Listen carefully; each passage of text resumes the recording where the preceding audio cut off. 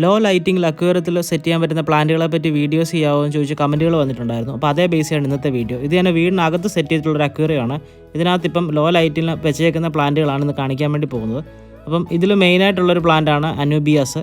First of all നമുക്ക് ഇതിന് അധികം ലൈറ്റ് വേണ്ട. അതുപോലെ തന്നെ വേറെ 2 വെറൈറ്റീസും കൂടെ ഞാൻ കാണിച്ചു തരാം. ഒന്ന് ജാവ മോസ്, പിന്നെ ഒന്ന് ജാവ ഫേൺ.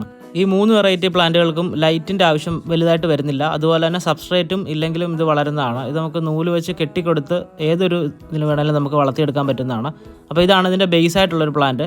ഇതിനകത്ത് തന്നെ കുറച്ചുകൂടെ എക്സ്പെൻസീവ് ആയുള്ള പ്ലാന്റുകൾ വരുന്നുണ്ട്. ഇതിപ്പോൾ ഞാൻ കാണിച്ചത് ഏറ്റവും ബേസ് വേരിയൻറ്റ് വരുന്ന പ്ലാന്റുകളാണ്. അപ്പോൾ ഇതിൻ്റെ തന്നെ കുറച്ചുകൂടെ റേറ്റും എക്സ്പെൻസീവ് ആയിട്ടുള്ള പ്ലാന്റുകൾ ഞാൻ എന്തായാലും നിങ്ങളെ കാണിച്ചു തരാം.